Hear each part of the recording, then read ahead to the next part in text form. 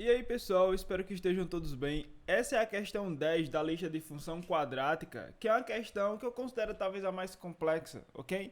Mas que o seu conceito é só algo de experiência, entende? Então não se preocupem, é algo que vocês vão conseguir perceber com o tempo, ok? E aí nessa questão diz o seguinte, ó. Um projétil é lançado por um canhão e atinge o solo a uma distância de 150 metros do ponto de partida. Conseguimos ver isso no gráfico. Ele percorre uma trajetória parabólica, parábola, e a altura máxima que ele atinge em relação ao solo é de 25 metros, não é? Ou seja, perceba que esse pontinho aqui, ó, ele seria o y do vértice, não é? E esse y do vértice seria 25 metros. Só de maneira de observação, veja então que se ele atingir essa altura máxima em 25 metros, o x do vértice que ele atinge, que é esse ponto aqui, não é?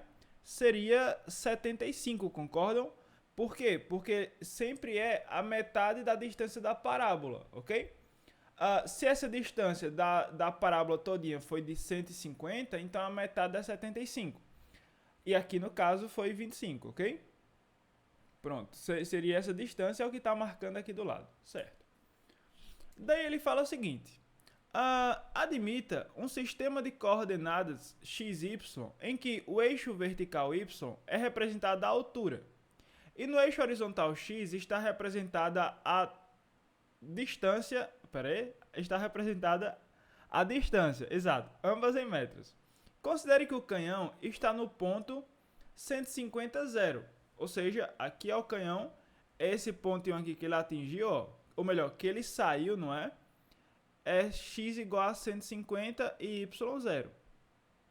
Se o y é 0, aqui é uma raiz, não é? E que o projétil atinge o solo no ponto 0, 0, esse ponto aqui, perfeito? A equação da parábola que representa a trajetória descrita pelo projétil é qual? Vejam, a gente não sabe quem é A, a gente não sabe quem é B, quem é C, quem é ninguém, certo? Ou melhor, vou até voltar um pouquinho. A gente sabe quem é C. Oxente, como assim a gente sabe quem é C? Como ele diz aqui que o projeto atinge o solo no ponto 0, 0, então vocês concordam que o eixo Y ele está aqui, tá certo? E esse ponto que atinge, ó, é uma raiz. E essa raiz é o Y sendo 0. O X também é 0, certo? Lembra que quando o X é 0, o ponto que intercepta o eixo Y é sempre o valor da constante, não é? É sempre o valor de C. Isso significa dizer que esse pontinho aqui, ele é o ponto C. Ou seja, a gente sabe que C é 0. Ah, Gabriel, isso vai ter alguma coisa? Porra nenhuma, porque nenhuma alternativa aqui tem o C, então não vai dar em nada, era só questão de observação.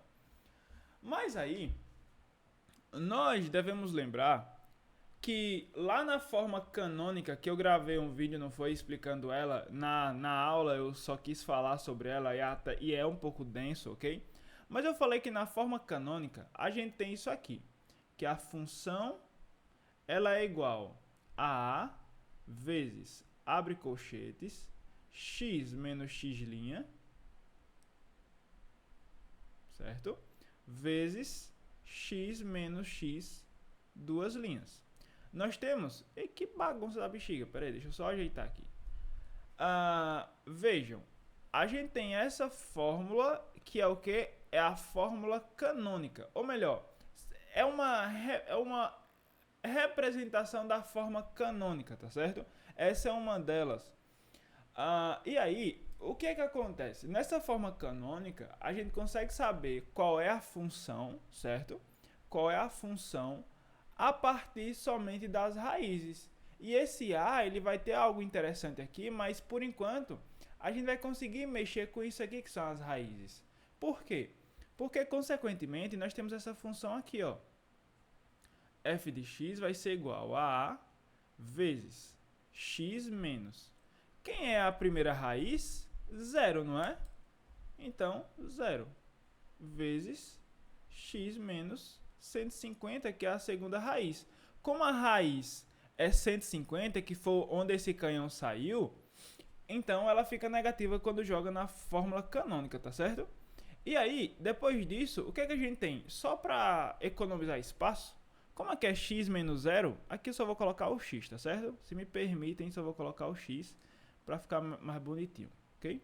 Deixa eu aproximar isso aqui, pronto. Assim fica melhor e mais organizado de analisar, certo? Daí, lembrando outra coisa, aqui tem uma chave, ok? Ou melhor, aqui tem um colchete que separa o a das duas raízes. E, consequentemente, essa função ela vai ser descrita do seguinte. F de x vai ser igual a vezes, abre chaves. Aqui eu distribuo, não é? Ó, x vezes x, x vezes menos 150, então vai ficar x ao quadrado menos 150x. E pronto. Essa é o quê? É a representação na forma canônica da nossa função. Nós sabemos que as raízes dessa função aqui com certeza serão 150 ou 0, tá certo? Ah, Gabriel, então vai ser a letra A. E aí, cuidado com algumas coisas que você está errando em dobro, tá certo? Primeiro, esse gráfico, ele é o quê? Ele é crescente ou decrescente? Ele é decrescente. Se ele é decrescente, então o A é negativo, ok? Ah, Gabriel, então aqui, esse A, ele vai ser menos 1. Porque se esse A for menos 1, vai ficar menos 1 vezes x ao quadrado, menos x ao quadrado. Menos 1 vezes menos 150x, 150x. Opa, ficou negativo, então tá top. Que isso é o que descreve a letra A, por exemplo, certo? Só que aí, nós precisamos perceber, e aqui tem algumas dicas a ser dadas, tá certo? Veja que a gente consegue perceber o seguinte, será que essa função realmente vai gerar esses valores? Tem certeza? Por quê? Porque isso é necessário para que a gente observe o seguinte. Quando a gente parte para analisar a função, nós precisamos partir do princípio de quem é esse A. Porque, por enquanto, a gente sabe que essa forma, ela só acha as raízes. Ou seja, qualquer função, ou melhor, qualquer que seja o valor desse A aí, as raízes serão sempre 0 e 150. Só que agora a gente precisa saber qual vai ser o valor desse A. E é por isso que a gente vai precisar utilizar de um pequeno conceito lá de função afim, que serve para qualquer outra função, que é a questão de substituição. Ou melhor, é a questão de usar algum ponto do gráfico, certo? Os únicos pontos que a gente conhece que tem valores, certo? Desconsiderando as raízes, porque tem valor 0 alguma delas, e aí daria ruim, é o ponto máximo aqui. Porque o ponto máximo, o y do vértice e o x do vértice, as coordenadas dele são as coordenadas 75 e 25, não é? Deixa eu colocar aqui.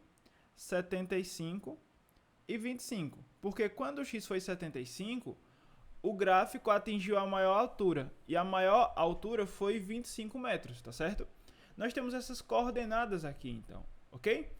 Consequentemente, se nós temos ela e nós temos a nossa função em amarelo lá, então vocês concordam que eu posso substituir o valor de x, certo?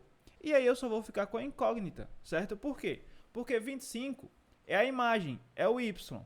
75 é o domínio, que é o x. Consequentemente, eu posso fazer a substituição lá, ó. Pegando aqui vai ficar o seguinte, deixa eu só diminuir um pouco o tamanho da caneta.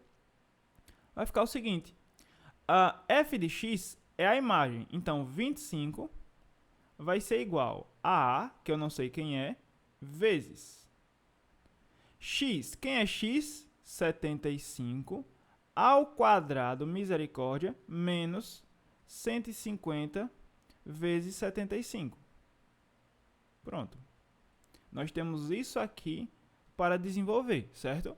Observe, 25 é quem? A imagem. 75 é quem? X e pronto. A gente quer descobrir quem é o valor de A, tá certo? Então, a gente tem essa estrutura aqui que a gente precisa resolver agora ela, tá certo? 25 vai ser igual a vezes 75 ao quadrado. Sei lá, deixa eu pegar a calculadora e pausar o vídeo. Esse valor é igual a 5.625. A gente vai fazer isso na prova, tá certo? Menos 150 vezes 75 vai dar o dobro, não é? 11.250. Isso aqui, portanto, vai ser igual a 25 igual a vezes essa multiplicação aqui. Vou colocar parêntese agora, certo? Só para ficar melhor de fazer, porque não precisa mais desses colchetes. Isso aqui vai ficar menos 5.625. Consequentemente, A é igual a 25 sobre menos 5.625, certo? Veja, os dois números terminam com 25, não é? Significa dizer que, com certeza, 5.625 é divisível por 25, certo? Se a gente simplificar isso aqui, ó, por 25 e por 25, isso aqui vai gerar 1 sobre 225 negativo, não é? O que o diabo desse valor representa? Significa, portanto, vou colocar aqui desse lado, tá certo? Só para guardar essa informação. Significa, portanto, que o A ele é igual a menos 1 sobre 225, certo? Ah, e onde diabo está o diabo dessa alternativa, macho? Calma, moral. Calma. Onde é que a gente vai substituir esse valor? Na forma canônica, não é? Vocês concordam que na forma canônica vai ficar o seguinte, ó. Deixa eu pegar aqui, pronto. Deixa eu fazer aqui agora nesse canto. Vejam, portanto, que se eu vou utilizar a forma canônica, então eu vou substituir esse valor pelo A, não é? Então vocês concordam que vão ficar assim, ó. F de x é igual, quem é A? Menos 1 sobre 225 vezes x ao quadrado menos 150x. Substituir o A na forma canônica. Ah, e o x, por que você não substituiu? Porque ele é minha variável. Eu tô interessado em saber qual é o coeficiente. O x pouco importa, tá certo? Eu tive que substituir o x nesse momento aqui porque eu precisava dele para descobrir o coeficiente A, ok? E bom, aí vocês olham e falam, meu pai eterno, que diabo é isso aqui, Gabriel? Calma, vamos lá. Depois que a gente tem o valor de A e a gente tem essa equação aqui, que é a parte principal das raízes, a gente vai o quê? Distribuir, pô. Distribuir esses dois. Então vai ficar, ó, f de x é quanto? É o y, né? Vou colocar y agora. Vai ser igual a menos 1 sobre 225 x ao quadrado, é o valor de A, menos com menos, mais 150x sobre 225. Aí vocês olham, meu pai, o que diabo está acontecendo? Porque esse aqui é a função quadrática, tá certo? É essa a função quadrática desse valorzinho. Mas por que não tem a alternativa? Porque ele chegou aqui e falou o seguinte, a pessoa que fez essa questão falou bem assim, olha, eu não quero deixar com o denominador 25 não. Então, para eliminar esses denominadores 225, eu vou multiplicar toda a equação por 225. E aí, portanto, vai ficar como? Y vezes 225 vai ficar 225y igual a